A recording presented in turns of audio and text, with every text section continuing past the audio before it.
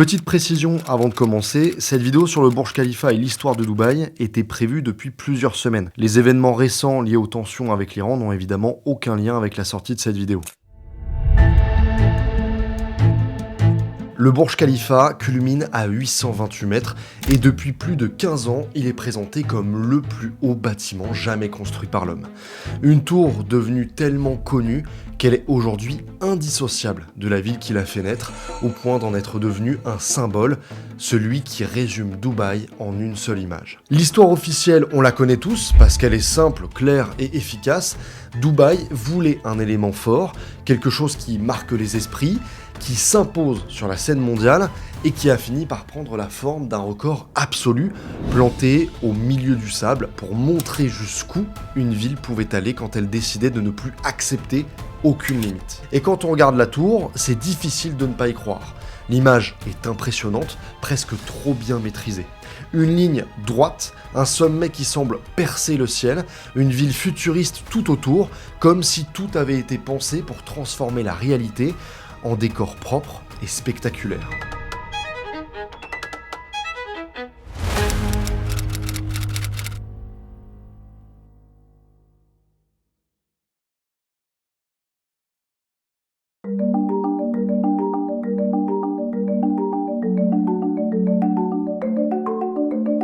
Quand on voit un chantier comme le Burj Khalifa, on comprend vite que derrière le record et l'image impressionnante, il y a surtout une organisation monstrueuse. Des milliers de personnes, des boîtes du monde entier, des contrats, de l'argent qui circule en permanence et une logistique qui doit être tenue d'une main de fer. Sur des projets comme ça, dès que l'organisation part un peu en vrille, on perd le fil. On perd de l'info et parfois on perd même la trace de ce qui se passe vraiment sur le terrain. Évidemment, on gère pas tous des chantiers à 800 mètres de haut, mais ce problème-là, on le retrouve à plus petite échelle dans plein de boulots aujourd'hui. Qu'on soit indépendant, créateur, entrepreneur ou à la tête d'une petite boîte, dès qu'on commence à avoir des clients, des factures, des paiements à suivre, si tout est éparpillé, ça devient vite pénible. Odoo, c'est un logiciel de gestion qui regroupe plein d'applications au même endroit. Facturation, comptabilité, gestion de projet, inventaire, création de site et pas mal d'autres briques. L'avantage, c'est qu'on peut commencer simple, puis ajouter ce dont on a besoin quand l'activité prend de l'ampleur. Ça, je trouve ça génial. Sur la partie facturation, par exemple, on peut créer et envoyer ses factures en quelques clics. On renseigne son client, ses prestations ou ses produits, les quantités, les dates et c'est parti. On garde aussi tout l'historique des échanges au même endroit, que ce soit les mails, les notes ou encore le suivi. On peut gérer les avoirs, intégrer les factures fournisseurs et surtout suivre facilement qui a payé, qui est en retard et ce qui est encore en attente. Les clients peuvent même payer directement en ligne via différents moyens de paiement et de notre côté, on peut connecter sa banque pour suivre tout ça sans se prendre la tête. Il y a également tout l'enjeu de la facturation électronique qui devient de plus en plus importante, voire obligatoire dans certains pays. Odoo est compatible avec le réseau PayPal qui permet d'envoyer et de recevoir des factures de manière sécurisée à l'échelle européenne, notamment en Belgique, aux Pays-Bas ou en Allemagne, et qui est devenu obligatoire en B2B en Belgique en 2026 et le sera en France à partir de septembre 2026. Côté accès, tu peux déjà créer des factures gratuitement avec la première application Odoo qui est gratuite à vie, avec l'hébergement et le support inclus en illimité.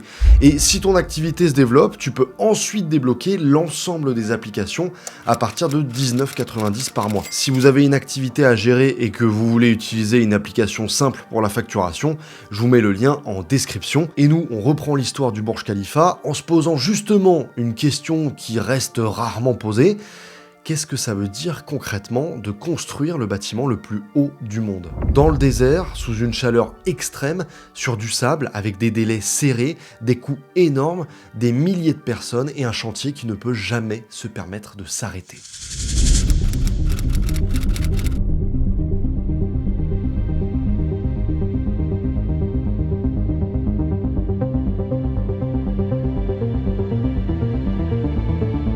Dubaï, aujourd'hui, avec ses tours immenses, ses autoroutes à 10 voies, ses centres commerciaux gigantesques et ses îles artificielles visibles depuis l'espace, on peut facilement avoir l'impression que la ville a toujours été pensée pour impressionner.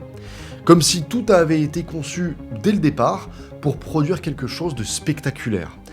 Mais en réalité, l'histoire de Dubaï commence à l'opposé de cette image. Pendant très longtemps, c'est qu'un simple petit port installé au bord du désert, un point d'eau sur les rives du golfe Persique, un lieu de passage plus qu'une véritable destination où la vie s'organise surtout autour du commerce maritime et surtout autour de la perle. Avant l'arrivée du pétrole, l'économie locale dépend presque entièrement de la plongée perlière, une activité extrêmement exigeante qui mobilise des milliers d'hommes pendant des semaines, parfois des mois, en mer, à descendre en apnée pour remonter des huîtres, sans bouteilles, sans équipement moderne, uniquement grâce à leur souffle et à leur résistance physique. C'est un travail dangereux, imprévisible, souvent très dur, mais pendant des décennies, c'est lui qui fait vivre toute la région.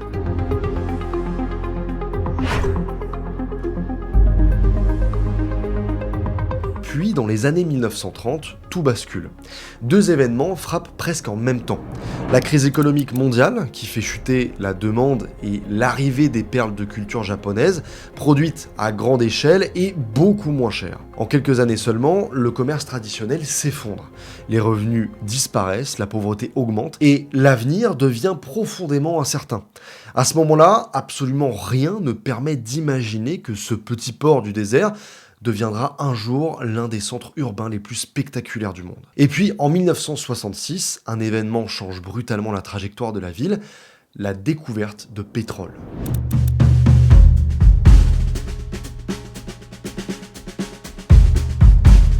C'est pas le plus grand gisement de la région, loin de là, mais c'est largement suffisant pour déclencher une transformation rapide. L'argent commence à affluer, les infrastructures se développent, les routes apparaissent, le port s'agrandit, un aéroport est construit, et en quelques années seulement, la ville entre dans une phase de modernisation accélérée. Mais très vite, un élément essentiel apparaît clairement aux dirigeants de l'Émirat. Contrairement à certains voisins comme Abu Dhabi ou l'Arabie Saoudite, les réserves de pétrole de Dubaï sont relativement limitées.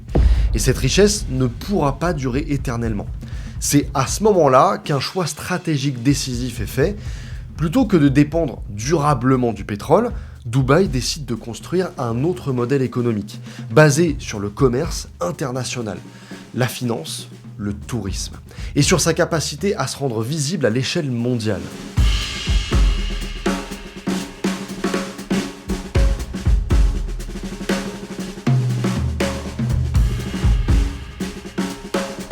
La ville entre dans une phase de croissance presque irréelle où l'on construit partout, en permanence, à une vitesse telle que le paysage semble changer d'un mois à l'autre. Des quartiers entiers émergent du sable, les grues remplissent l'horizon et l'immobilier devient l'un des principaux moteurs de l'économie locale. Au même moment, l'économie mondiale est portée par une immense bulle immobilière.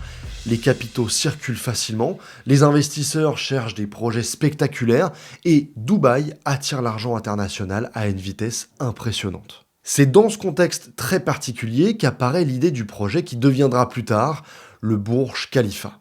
Au départ, il ne s'agit pas simplement de construire un immeuble prestigieux ou une tour impressionnante. L'objectif est beaucoup plus vaste, créer le centre d'un immense nouveau quartier urbain, Downtown Dubaï.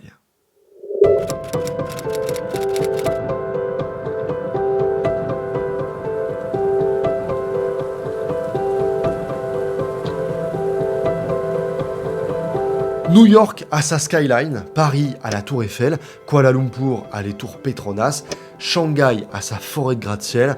Bref, le Burj Khalifa n'apparaît pas par hasard, parce qu'en réalité, il s'inscrit dans un mouvement qui existe depuis bien plus d'un siècle. Un moment où les villes ont commencé à construire de plus en plus haut, et où la hauteur a progressivement pris une signification qui dépasse largement la simple question de l'espace disponible.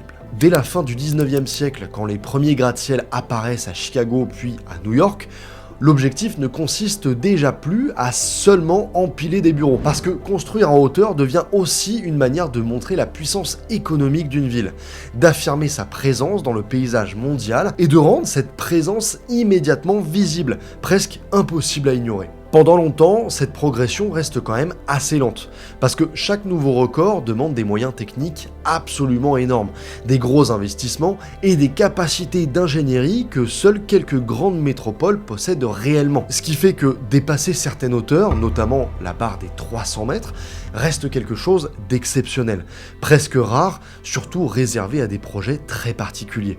Mais ensuite, vers la fin du XXe siècle, la situation change progressivement. Parce que les technologies évoluent plus vite, les matériaux deviennent plus performants, pas mal d'outils de modélisation permettent enfin de prévoir des contraintes structurelles qu'on ne savait même pas calculer avant. Et surtout parce que les capitaux commencent à circuler à l'échelle mondiale ultra rapidement, ce qui rend possible des projets qui auraient été inimaginables quelques décennies plus tôt. En parallèle, certaines villes cherchent une autre manière d'exister, notamment celles qui ne disposent pas d'un passé monumental ou d'une histoire longue capable d'attirer naturellement l'attention, et qui comprennent qu'il existe un moyen beaucoup plus direct de marquer les esprits, construire plus haut que les autres, de façon suffisamment spectaculaire pour qu'une seule image suffise à identifier la ville. Même si personne ne parle officiellement de compétition, les projets se répondent progressivement à distance. Les hauteurs augmentent, les limites reculent, et ce qui semblait autrefois presque inaccessible devient peu à peu une étape normale dans l'évolution des grandes métropoles. C'est précisément dans ce contexte que Dubaï commence à se développer à une vitesse exceptionnelle, alors même que la ville n'est pas encore une grande capitale mondiale, et qu'elle ne possède ni la profondeur historique de certaines métropoles anciennes, ni leur influence culturelle ou politique, mais qu'elle dispose en revanche d'une croissance extrêmement rapide et surtout de l'argent, ou du moins des acteurs très concrets prêts à miser sur l'avenir de la ville. Des dirigeants politiques comme Mohamed Ben Rachid Al Maktoum qui ont fait du développement urbain une stratégie économique, mais aussi des promoteurs comme Mohamed Al-Abar, fondateur d'Emar Properties, l'entreprise qui construit le Burj Khalifa.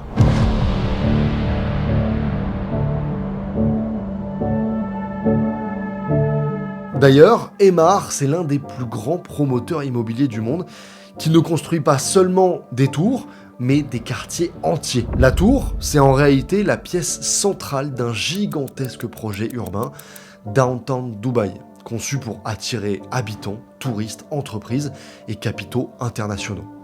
Le projet est donc déjà conçu dès le départ pour dépasser largement tout ce qui existe déjà. Non pas de quelques mètres, mais de manière spectaculaire, avec un écart suffisamment important pour que la comparaison elle-même perde son sens et que la tour devienne un objet à part entière. Presque impossible à mesurer avec les mêmes critères que les précédents records.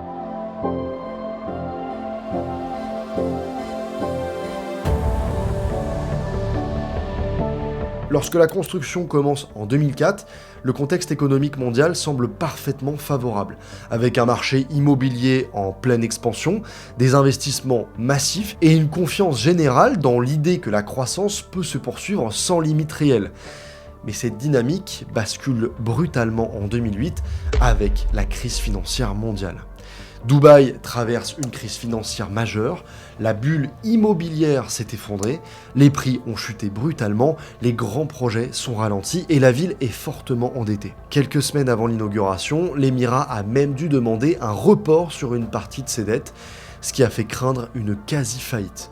Et pourtant, malgré cette instabilité économique majeure, la plus haute tour jamais construite par l'humanité continue de s'élever, ce qui crée une situation presque paradoxale où le projet architectural le plus spectaculaire de son époque progresse alors même que le modèle économique qui l'a rendu possible commence à vaciller. Cette fragilité apparaît de façon très concrète le 4 janvier 2010, au moment de l'inauguration officielle, lorsque Burj Dubaï change de nom au dernier moment pour devenir Burj Khalifa, en hommage aux dirigeants d'Abu Dhabi, l'émirat voisin qui a apporté un soutien financier massif à Dubaï pendant la crise.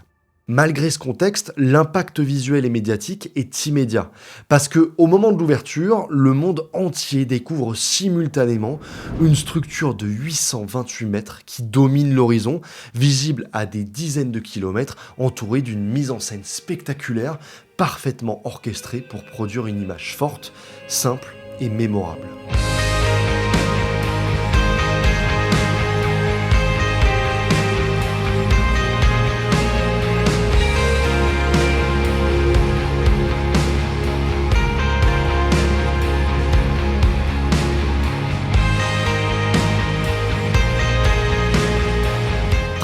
rapidement, cette image s'impose au point de donner l'impression que cette tour devait forcément exister. Comme si la construction du plus haut bâtiment du monde représentait une étape inévitable dans l'histoire de l'architecture contemporaine. Avant de devenir un symbole mondial, avant de devenir une image emblématique, avant même d'être un record historique, le Burj Khalifa a d'abord été un chantier d'une complexité totalement inédite. Et à cette échelle, un chantier ne ressemble plus à rien de ce que l'on connaît habituellement.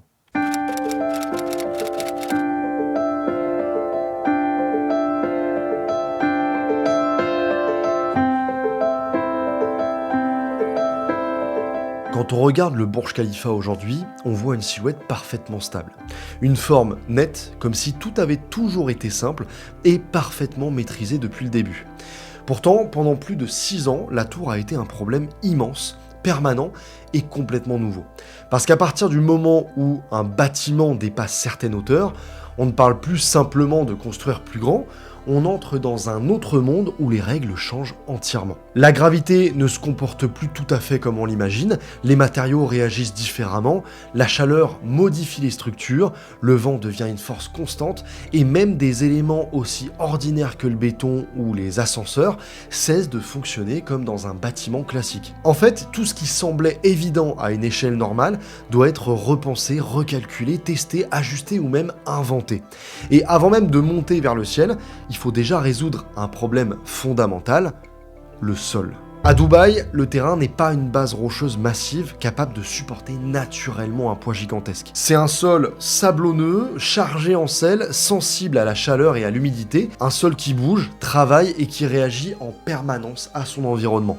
Autrement dit, rien de ce qu'on attend d'une base stable pour porter une structure de plus de 800 mètres qui se rapproche du million de tonnes au total. Avant même d'imaginer la forme de la tour, on passe par des fondations hors normes, avec des centaines de pieux enfoncés profondément dans le sol, parfois à plus de 50 mètres pour aller chercher une stabilité que la surface ne peut pas offrir. Mais être solidement ancré au sol ne résout qu'une partie du problème, parce qu'une fois cette base créée, il faut encore construire vers le haut, étage par étage, dans un environnement qui devient de plus en plus extrême à mesure que la tour s'élève.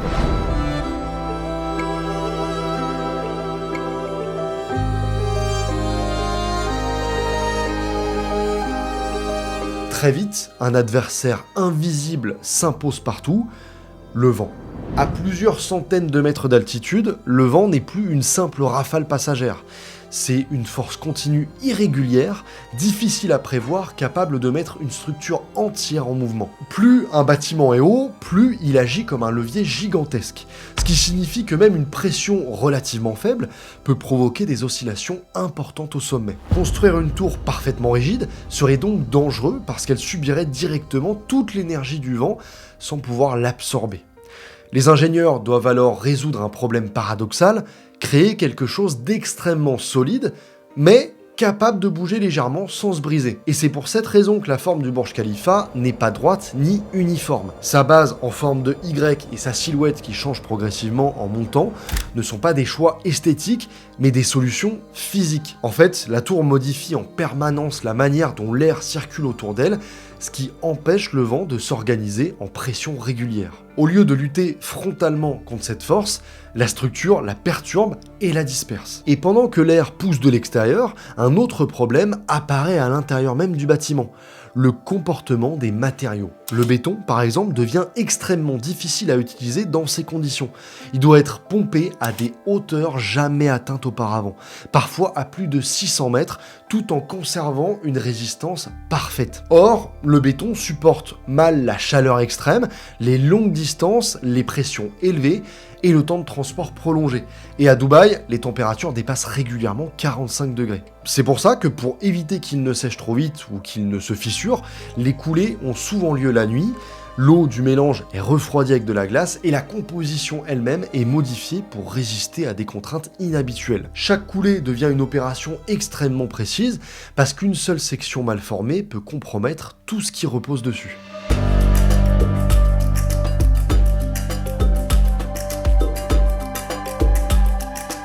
Entre le sol et le sommet, l'écart thermique peut atteindre plusieurs dizaines de degrés. Le béton, l'acier, les structures métalliques et les façades vitrées se dilatent et se contractent sans cesse au rythme du soleil, des saisons et des cycles jour-nuit. Le Burj Khalifa est donc conçu comme une structure capable d'absorber ces variations sans se fissurer, sans se fragiliser, sans transmettre de contraintes excessives à un point précis. Ça implique des joints, des systèmes de compensation et surtout une surveillance constante. Rien n'est figé, tout est ajusté, et pendant que la physique impose ses contraintes, la construction elle-même doit continuer jour après jour pendant des années. Au plus fort du chantier, des milliers d'ouvriers travaillent simultanément. La tour monte étage après étage, chaque niveau dépend du précédent. Chaque erreur s'accumule et chaque retard coûte énormément. Le chantier devient une sorte de machine verticale qui ne peut pas s'arrêter, avec des grues géantes, des plateformes suspendues, des ascenseurs temporaires et des opérations humaines répétées en continu à des altitudes où les conditions deviennent de plus en plus difficiles. Travailler à plusieurs centaines de mètres modifie tout. L'équilibre, la perception des distances, la force du vent, la chaleur sur les surfaces, le niveau de risque permanent. À cette hauteur, un simple objet qui tombe peut devenir mortel. Une fixation mal serrée peut avoir des conséquences irréversibles, alors chaque geste doit être contrôlé avec une précision extrême. Et puis enfin, à ces contraintes physiques s'ajoute une autre pression, le regard du monde entier. La tour doit battre un record, devenir un symbole, être prête à temps, incarner une réussite. Le chantier n'est pas seulement un défi technique, c'est aussi une promesse publique qu'il faut absolument tenir.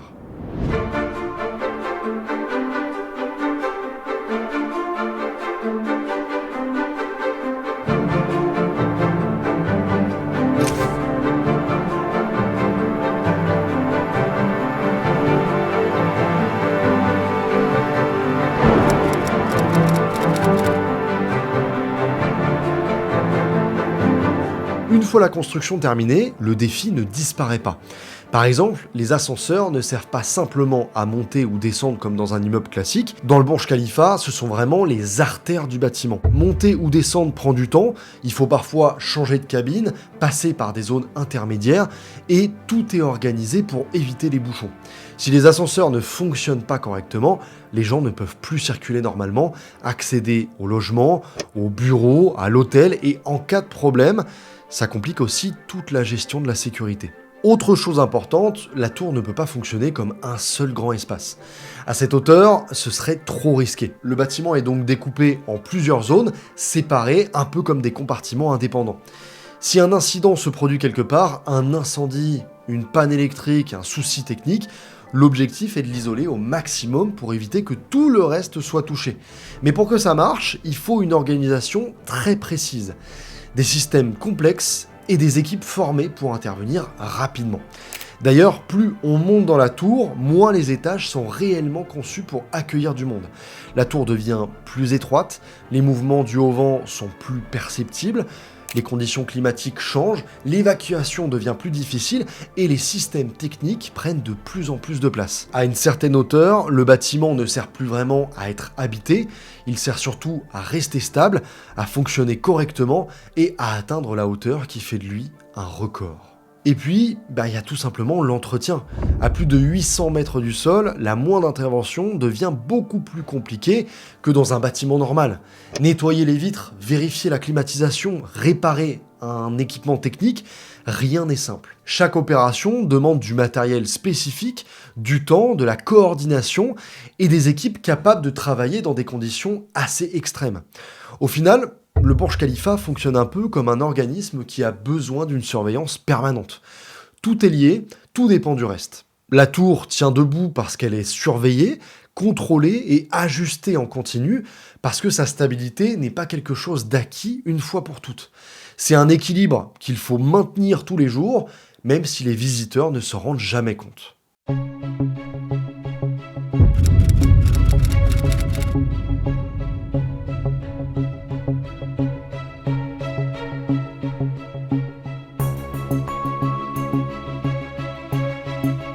Pendant plusieurs années, la construction du Burj Khalifa mobilise une main-d'œuvre immense.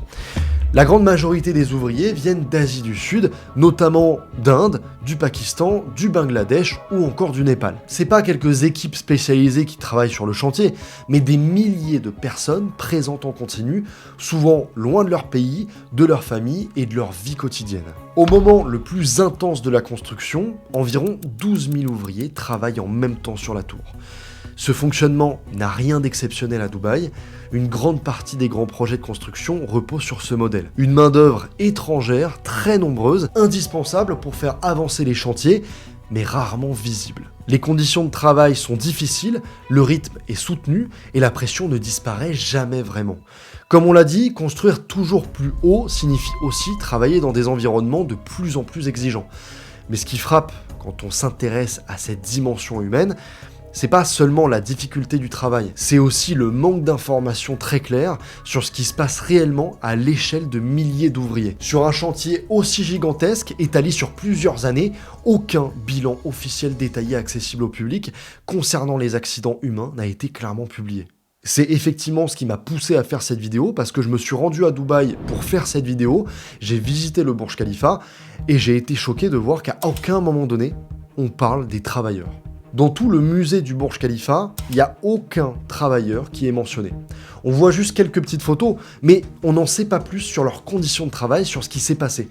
Et effectivement, aucun bilan, rien du tout. Comme si on voulait nous cacher quelque chose. On est persuadé qu'il y a effectivement beaucoup de travailleurs qui ont perdu la vie sur ce chantier. Les conditions de vie et de travail des migrants dans la région ont été étudiées par plusieurs organisations indépendantes. Des ONG internationales comme Human Rights Watch ou Fair Square ont publié des enquêtes détaillées sur les conditions de travail dans le Golfe, évoquant notamment l'exposition à la chaleur extrême, les salaires impayés ou la forte dépendance des travailleurs à leur employeur. D'autres organisations comme Migrant Care suivent plus spécifiquement la situation des travailleurs originaires d'Asie du Sud-Est, tandis que d'autres collectifs comme Gulf Labor Coalition se sont mobilisés publiquement pour dénoncer les conditions de travail sur certains grands projets architecturaux de la région.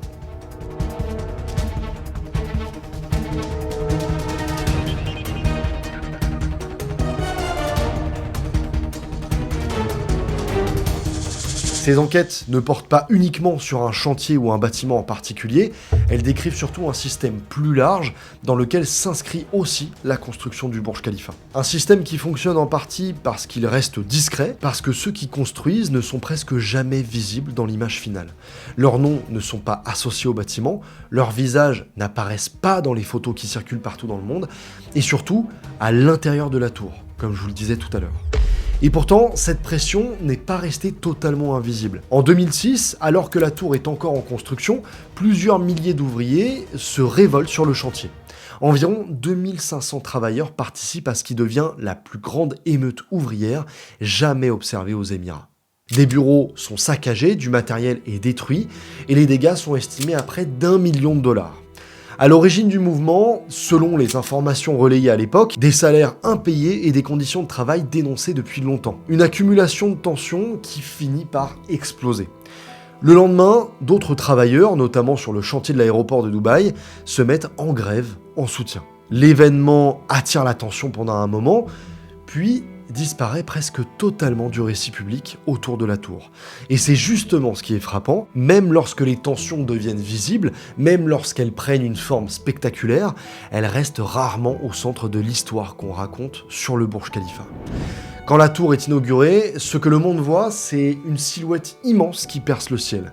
Des feux d'artifice, des records battus, une prouesse technique impressionnante. Ce que l'on voit beaucoup moins, ce sont des milliers de parcours individuels derrière cette construction. La fatigue accumulée, les risques quotidiens et tous les efforts nécessaires pour que cette image devienne réalité, même si nombreux sont ceux qui l'imaginent. Le Burj Khalifa tient debout parce que les calculs étaient justes, parce que les matériaux ont résisté, parce que les machines ont fonctionné, mais aussi parce qu'un système humain entier a tenu, jour après jour. D'un côté, une tour devenue un symbole mondial, photographiée, admirée, intégrée dans l'imaginaire collectif. De l'autre, des travailleurs largement anonymes, remplaçables, dont l'histoire disparaît une fois le chantier terminé.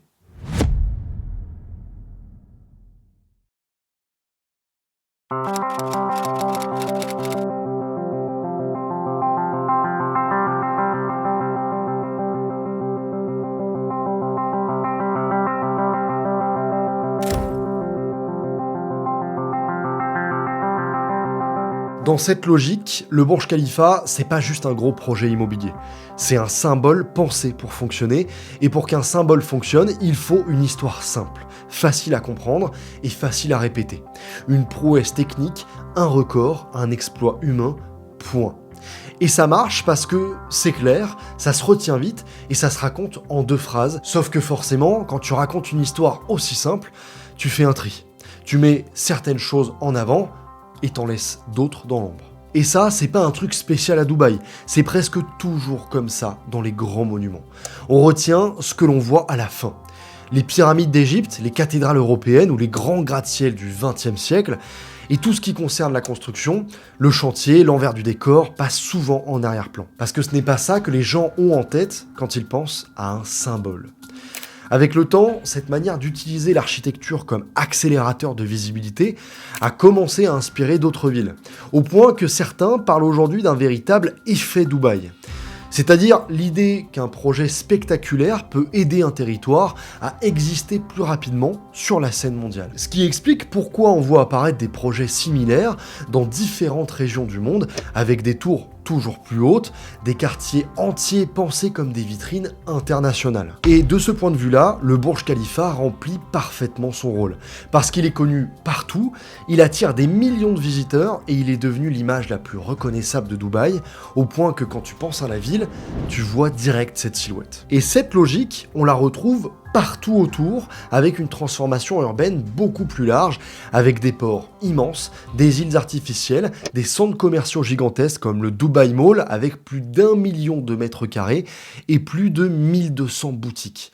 Un aquarium monumental, des complexes hôteliers records et des quartiers entiers construits en quelques années seulement. Comme si la ville elle-même devenait une vitrine permanente.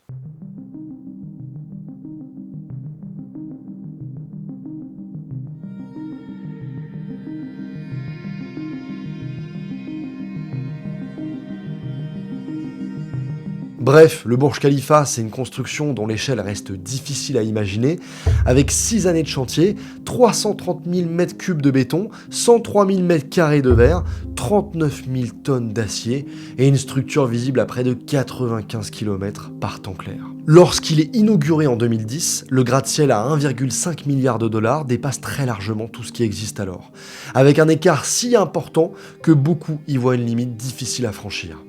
Sauf que la logique, elle, ne s'est jamais vraiment arrêtée, parce que depuis, il y a eu d'autres projets annoncés pour aller encore plus loin, comme la Jeddah Tower en Arabie Saoudite, imaginée pour dépasser le kilomètre, et puis aussi des projets complètement différents qui ne cherchent même plus seulement à faire plus haut, mais à repenser carrément la forme des villes, comme The Line, qui imagine une ville entière organisée sur une structure continue. Donc oui, l'idée du toujours plus grand est toujours là, les projets existent, les ambitions sont affichées, mais malgré tout ça, une réalité reste simple.